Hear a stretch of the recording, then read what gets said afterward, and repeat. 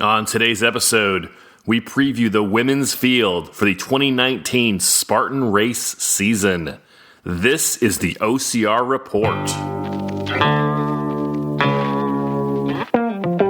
Welcome back to the OCR Report Podcast. Thank you for listening.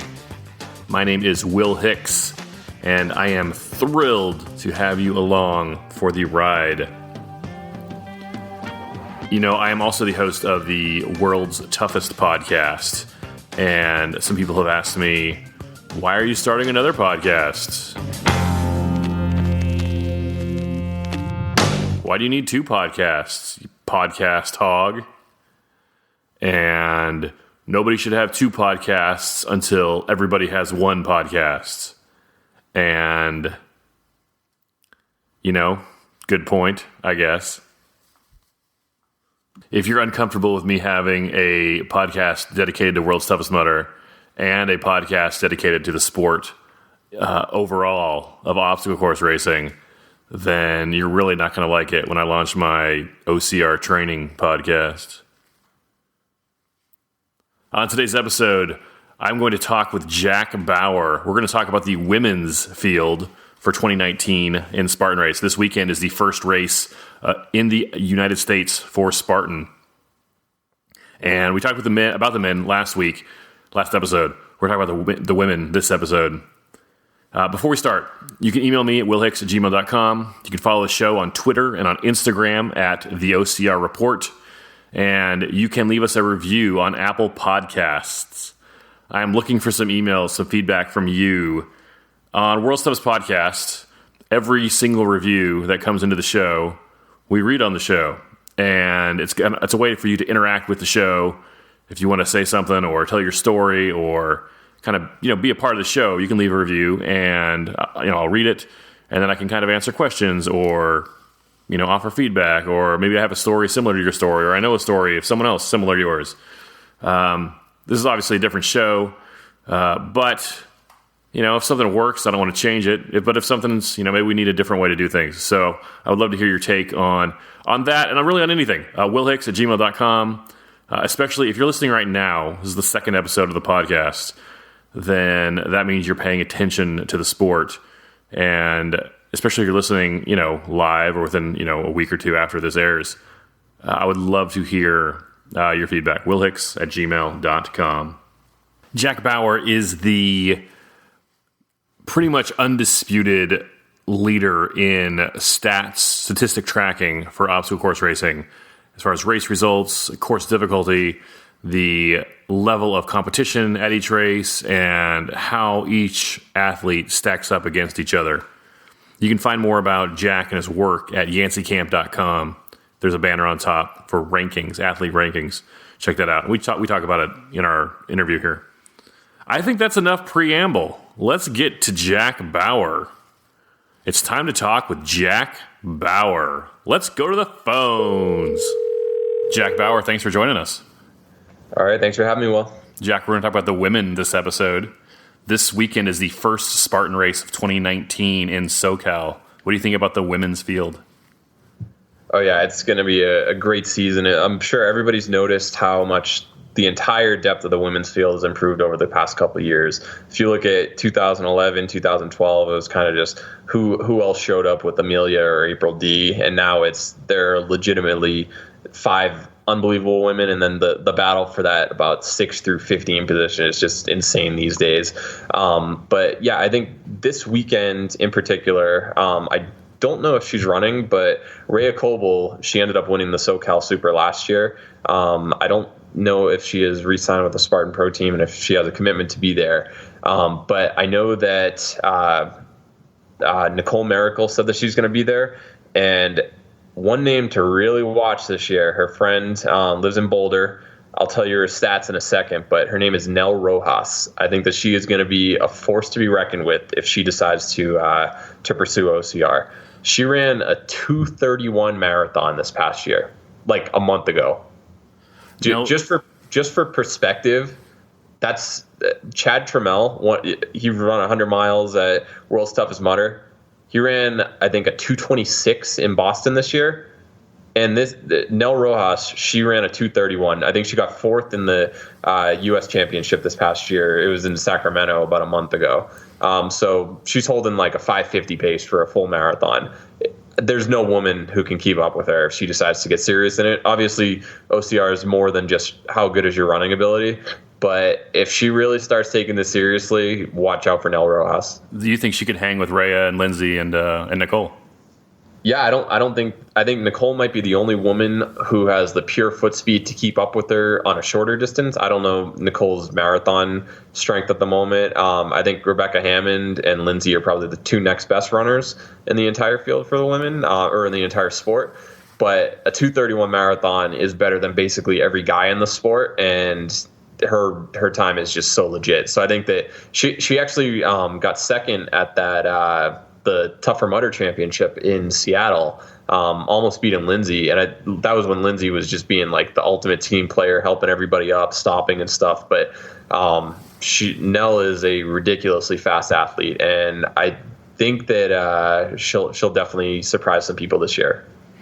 So looking at SoCal this weekend, what women should we look for on top of the podium?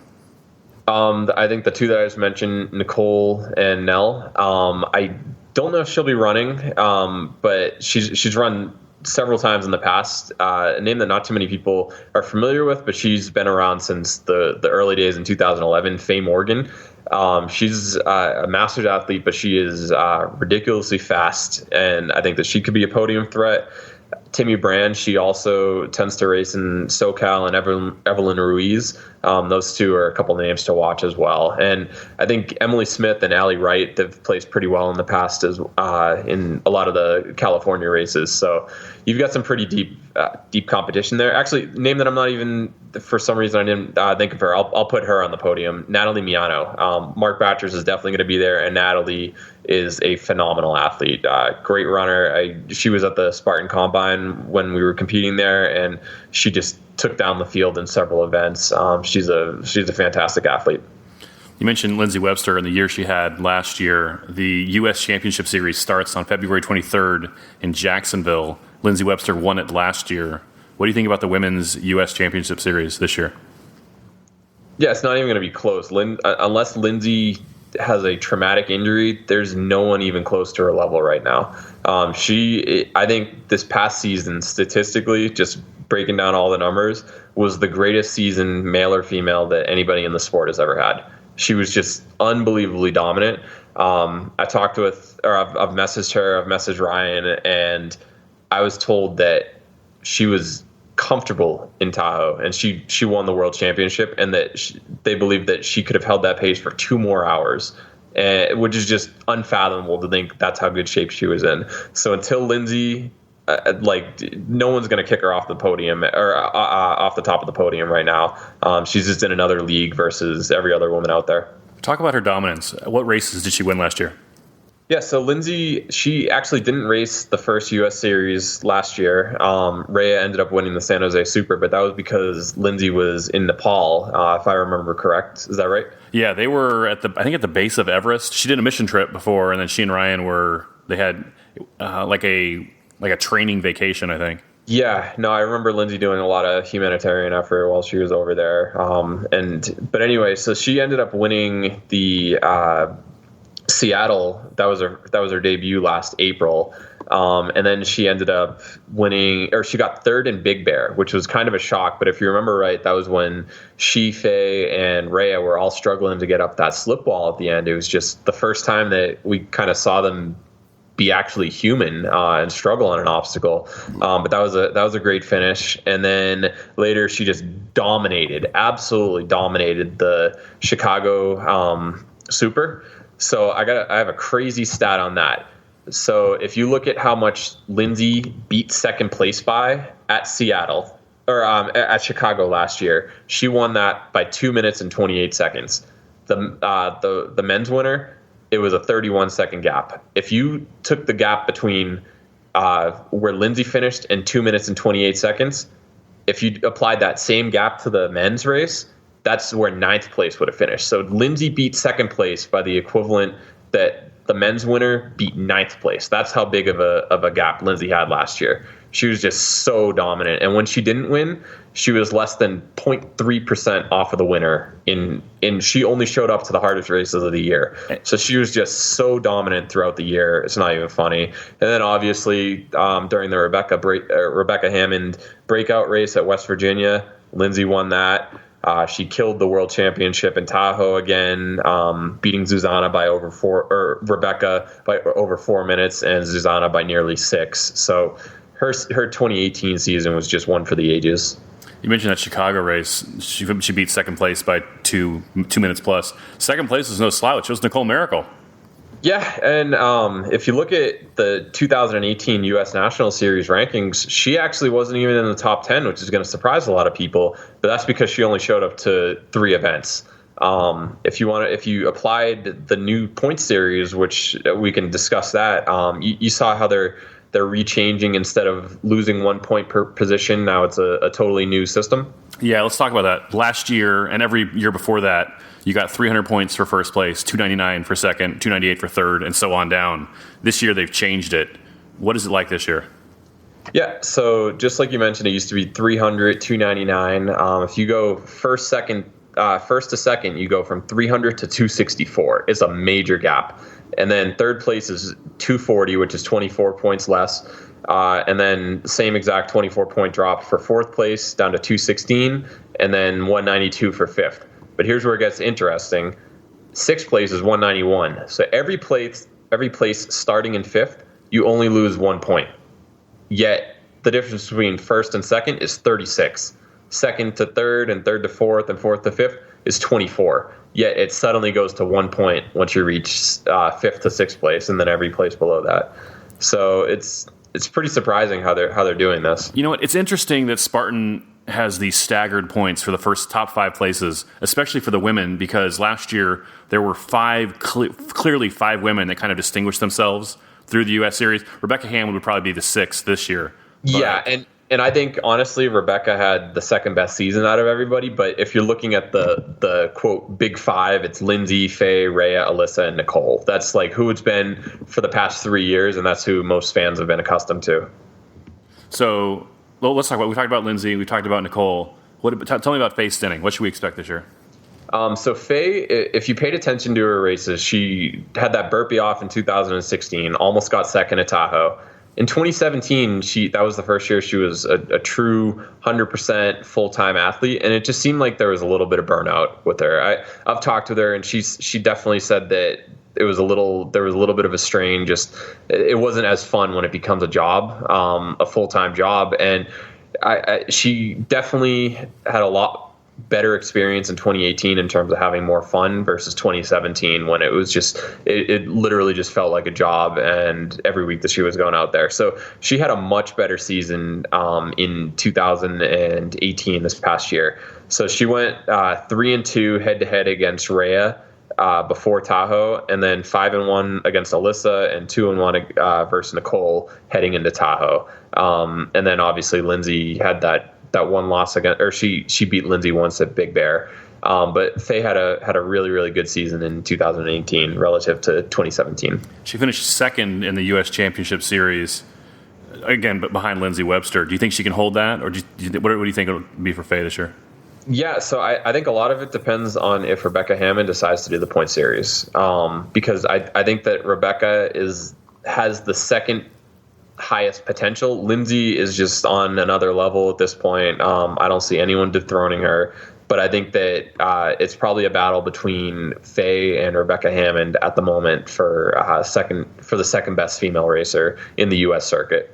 I think that Alyssa Hawley took a little bit of a step back this year after a phenomenal 2017, but I think that she'll make a comeback as well. And Rea, she seems to really, really be in love with the ultra and super long stuff. Makes sense. She's amazing at it.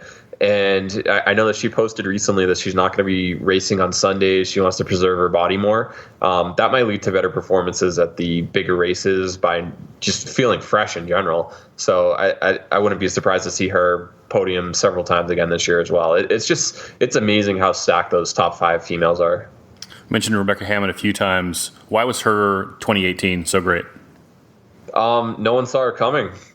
She was a phenomenal runner in college. She did a little bit of the pro circuit while living in Europe before that. And no one thought that about halfway through the race, it was, who is this woman who's still hanging on with Faye and Rea and all the top other racers in West Virginia? And at one point, they were at the Tyrolean Traverse, and she was in the lead over everybody, including Lindsay, and she didn't even know how to do it properly. And so everyone just thought that she was just some goofy runner who just didn't belong there. And then the race progresses, and she ends up finishing second at arguably the deepest race of the year that wasn't Tahoe last year. So that was kind of her coming out party. Then she goes over to OCR Worlds in London, and I believe she had a top 5 finish in the 3K. And it's like, she's just, and I forget what she, off the top of my head, what she did in the 15K, but I'm sure it was top 10. But yeah, she is, for a rookie in OCR who very few people saw coming. I actually had her, we can get more into the rankings later, but I actually, while I was still working on a secret at the time project, I had Rebecca Hammond ranked as the 4th highest female racer heading into West Virginia. So getting second was still a shock, but I knew that she was someone who very few people would see coming. And she just had great potential at that point. But I think that if she really gets into OCR, she has some other commitments though. She's a medical student at Harvard. That's kind of a big deal, and clearly a pretty big career commitment. So if she's able to race a lot this year, I would slate her as the second best woman out there. But it all depends on her career priorities, which obviously she has a very important decision to make there. So looking at the U.S. Championship Series this year, Lindsay, we have Rebecca, we have Rea, Allison, Faye Stenning. Who do you think? It sounds like you think Lindsay's going to pull it off again this year. Oh, there's no doubt. I would place a large sum of money on that. She is the greatest female OCR athlete on the planet this year, and has been for a couple of years. You know, in football, you can bet on anything. You can bet on the coin flip. You can bet on how long the national anthem is going to take at the Super Bowl. Yeah. You can't bet on. There's no way to get any action on obstacle course racing. So Yancey and I, Yancey Kolbl, I'm sure most of you know who that is, but we were actually looking into that for a while. So before I came up with a bunch of OCR statistics, just going through the data, we were trying to come up with fantasy OCR as our breakthrough. But the legal implications with betting and stuff, and all the lawyer fees that are involved, and just knowing all the states' rights when it comes to sports gambling, it was just such a hassle, and it just wasn't worth pursuing anymore. We talked to some people, and it would have been a multi-year process to make that work, just to make sure that the gambling side of it worked. But so it would be really cool if something like that existed, but I don't foresee that happening for a while, just knowing a little bit firsthand on what it'll take to get launched. So with those top 6 women, if we say Lindsay's at the top, where do you think the rest of those 5 shake out? So like I said, it all depends on if Rebecca Hammond actually does race this upcoming year. If that's the case, I would go Lindsay, Rebecca Hammond, and then Nicole and Faye are 3 and 4. And it totally depends on what Rea decides to focus on. If she really goes all in on the toughest mudder, 12 hour, focusing on the super ultra stuff this year, I think that Alyssa will give her a run for her money again and have a rebound year. But I still think that those are the top names in the sport, and there's a clear gap between them and the next best group. Not to say that the next best group isn't phenomenal, like Leanne Wastany, Kristen Saad, that you've got some phenomenal names, Tiffany Palmer in there, but there's a clear gap between Group 1A and 1B still, just like on the men's side. The World Championship is back in Tahoe again this year in September. Lindsay Webster won it last year. Rebecca Hammond finished second. What do you think about the World Championship this year? Yeah, Lindsay's going to three-peat. Like I said, she is just on another level. Would you agree that she's just stupid dominant? Lindsay is as great as her husband Ryan Atkins is on the men's side. Lindsay is even better on the women's side. I would agree. I think that Ryan gets recognition because he's just been more recognizable for longer. But what Lindsay is doing right now is better than what Ryan has done. Not to discount anything that Ryan's done. She's just the clear number one on the women's side and has been for a couple of years. And just the amount of dominance and margins of victory that she's been throwing down at every single race, it's just on another level. And she only shows up to the hardest races. She doesn't just cherry pick them. And yet she still wins by 2-3 minutes when the men's race is decided by a minute or so for the full podium. So Lindsay just throws down amazing performances. Do you think Lindsay is that much better than the women's field, or do you think the men's field is more competitive? Like, why is Lindsay so much better than the women's field?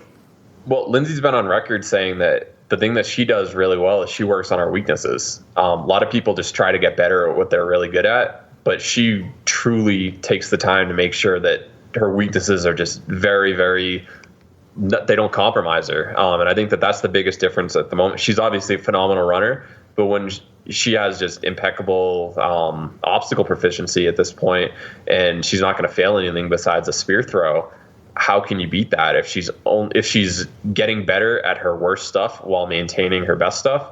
That's just a recipe for not being able to beat her. She's never finished worse than second at the World Championship. She won it the last 2 years. She finished second in 2015, 2016. Yep. Yeah, there's another talented racer who she won't be in the US Championship Series, but I'm pretty sure everyone's heard of Zuzana. So she is almost a guaranteed lock for the podium. Tahoe tends to be longer, steeper, more technical, and with heavier carries, and that is right up Zuzana's alley. So I wouldn't be surprised to see her on the podium again this year. It's way too far to forecast, but if we're going to do that, I guess I'll play your game right now. Let's do it. Yeah, so another thing to keep in mind with Zuzana. All right, so 2 years ago, Hobie Call won the World Championship in 2016, or I guess 3 years ago at this point. Sure. How old was he? He's 39. Cody Moat, the next year, 39. Zuzana, how old is she this year? 39. So just saying, those two were repeat champions when they were 39 years old. Zuzana's already won it before, multiple times actually, but because you could see another repeat at age 39. 39 is the magic number. Absolutely. And Robert Killian, a couple years from now, he'll be 39 as well. And Ryan Woods was 39 last year, and he just dominated the US Series. I think he rolled his ankle in Tahoe. I don't think that he could have beaten Albin or Atkins given the day that they had, but he was clearly one of the top three racers in the world throughout the entire season.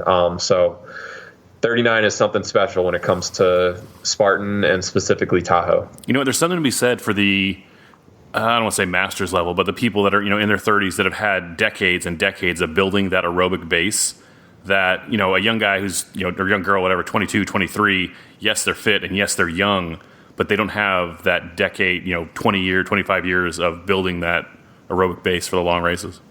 Yeah, it's not the crazy Instagram-worthy workouts that make you great. It's the sustained consistency and just the boring, building that aerobic base, putting in the hard hill workouts, and just getting obstacle proficient. That's what's going to get you really good. And there's a reason why people can stick around later in OCR age-wise relative to, say, football or basketball, where after 30, you see a huge drop-off in skill level. In a primarily endurance sport, it's you have a bunch of people sticking around later in their career.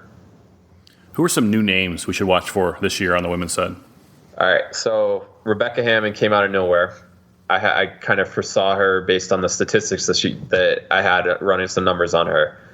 I mentioned Nell Rojas for this upcoming weekend. I'm almost positive she will be in SoCal. I saw a social media post saying that she was going to be there. So if she isn't, then I just read it wrong. But she's definitely a name to watch. One more. I think that she could be the equivalent of Rebecca Hammond this year. Tia Reagan. She's in Texas. Former pro runner. Guess how fast she ran 10 miles a couple years ago? Tell me. 55:30. Basically, let's pretend you're running about a 17 flat 5K, and then as soon as you cross the finish line, you do that 2 more times, and then run an extra mile after that. Same exact pace without slowing down. So I don't think that even Nicole Mericle could hold a pace like that. So I think that, and Tia has also been bouldering. She hangs out with Alex Walker every once in a while. Yancey has been training her, so you know that grip strength's not going to be an issue. She has a phenomenal running background, so I think that that's a perfect formula to having a great year this year. She ran one race last year. I think it was the Dallas Beast, and she ended up beating Alex Walker, who got fourth at World's Toughest Mudder. She ended up beating Alex by something close to 10 minutes. But I think that Tia is going to be a phenomenal, she's going to have a phenomenal season. I've checked online, and she's going to be in Jacksonville. So if you see some new name up there who you don't recognize in the normal Big Five, it's probably Tia Reagan. Who are some other women we should keep our eye on this year? Yeah, so you mentioned the age thing just before. There's a young racer who doesn't have the aerobic background, but is just getting by and just really having some high performances. Christopher Glosky. So Benny Gifford on his podcast, The Obstacle Dominator, he's had her on the show before, and he thinks that she's going to be the next great thing. I don't know too much about her running background at this point, but I don't think that she's a typically trained runner at this point.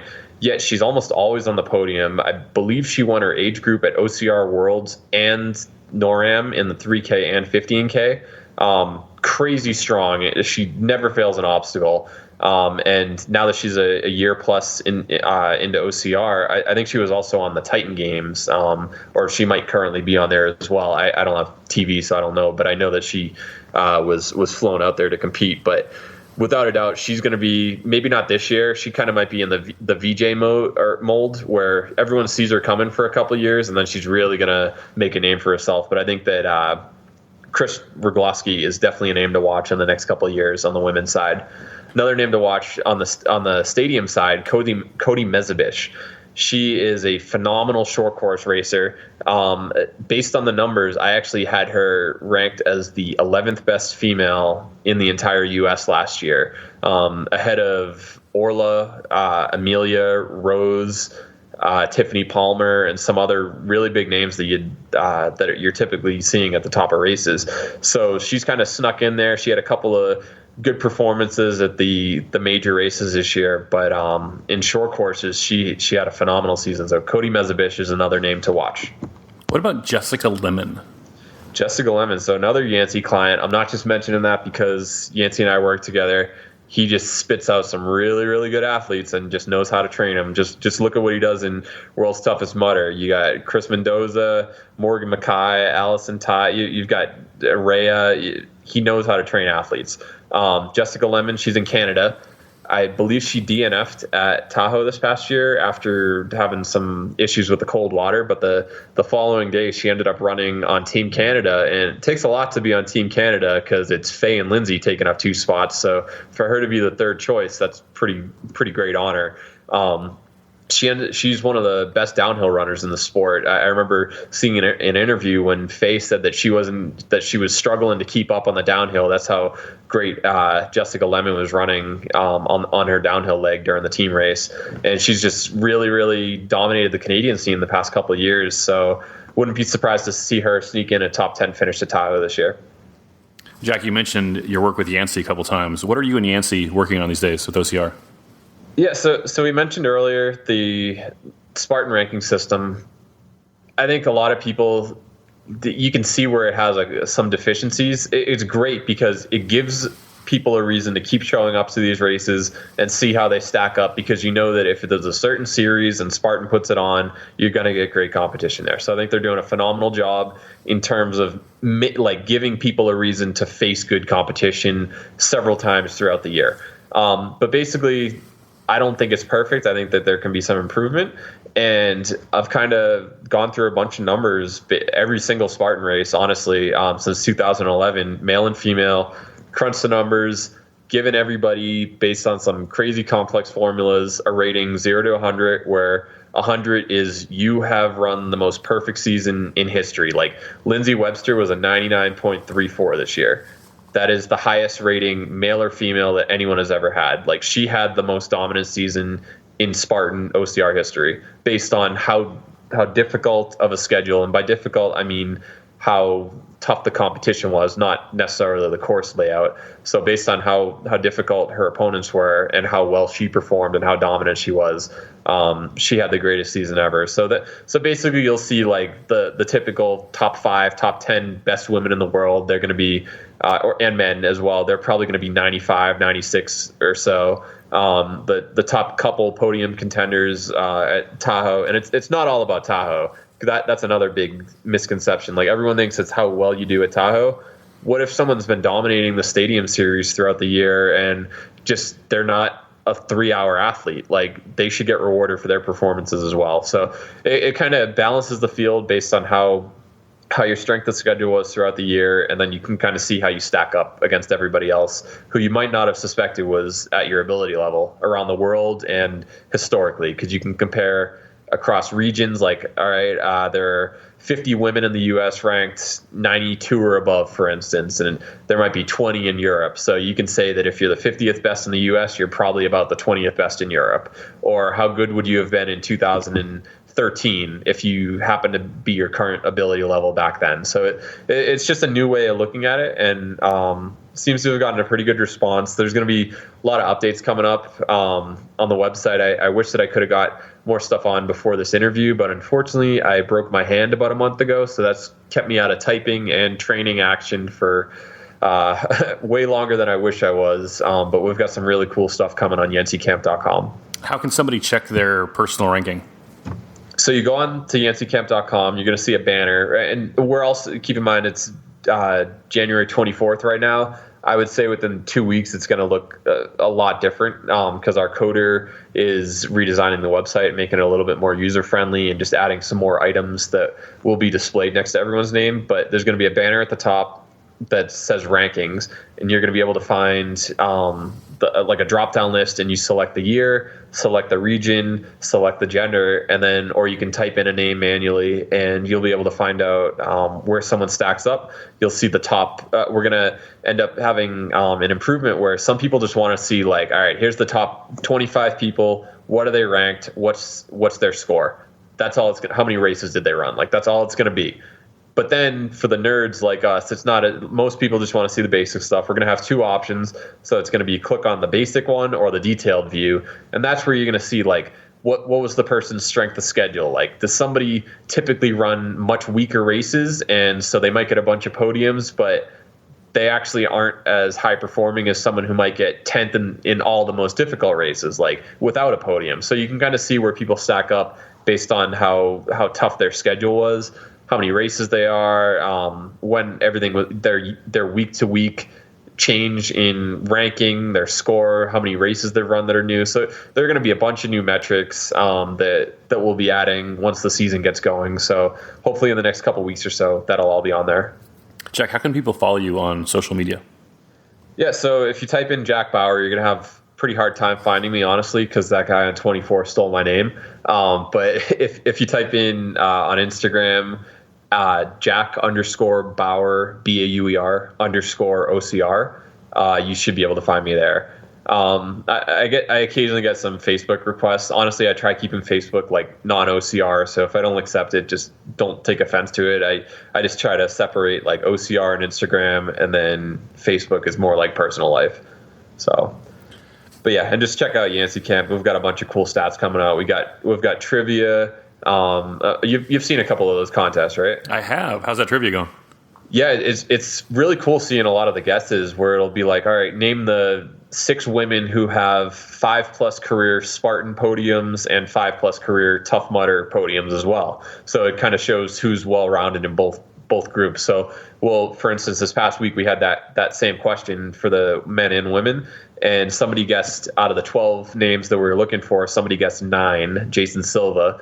And he ended up winning a couple of pair of Gooder sunglasses. They're sponsoring the trivia question. So earlier this year, we had like a big Beat Elite prize pack, and we're working with Gooder. Yancey and I trying to get some cool sunglasses. I'm sure you've seen Ryan Woods and Amelia and some others wearing them out on the course. So you can check them out as well. And yeah, just win some cool prizes. Usually it's like a week or so you get to enter, and it's just some cool stuff that most people didn't realize was out there. So hopefully you find the stats interesting, and there's a lot more to come.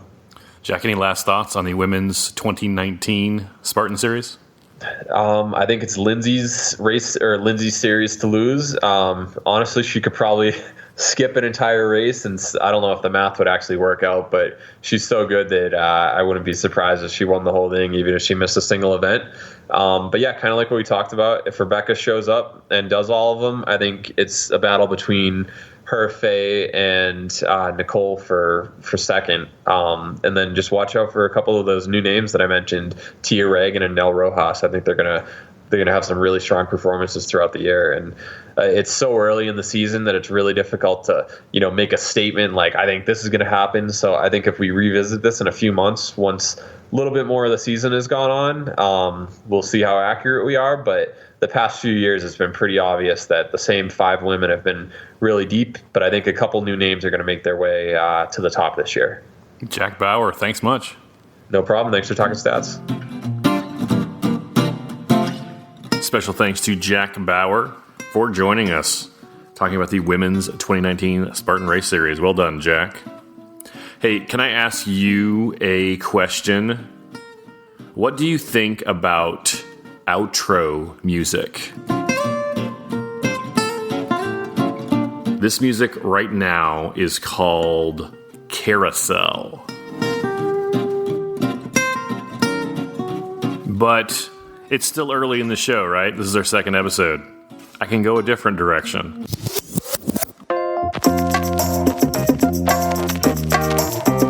This is called Roller Derby, and it's groovy.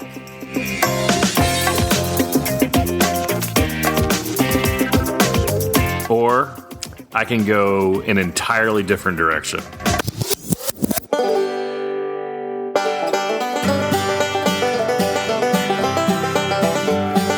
This is called Peach Cobbler, and it's a little bit country and a little bit, like very little bit, rock and roll.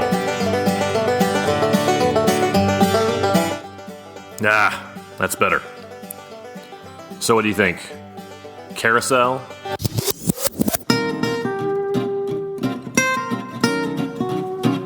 Roller derby?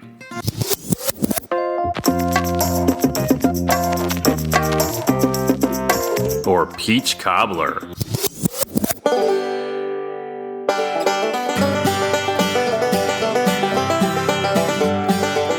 Let me know in a review on Apple Podcasts. I'll go with the winner. You want to help create an OCR podcast? You want to be involved in the show? Help me pick my outro music. Leave a review on Apple Podcasts. I will talk with you next week.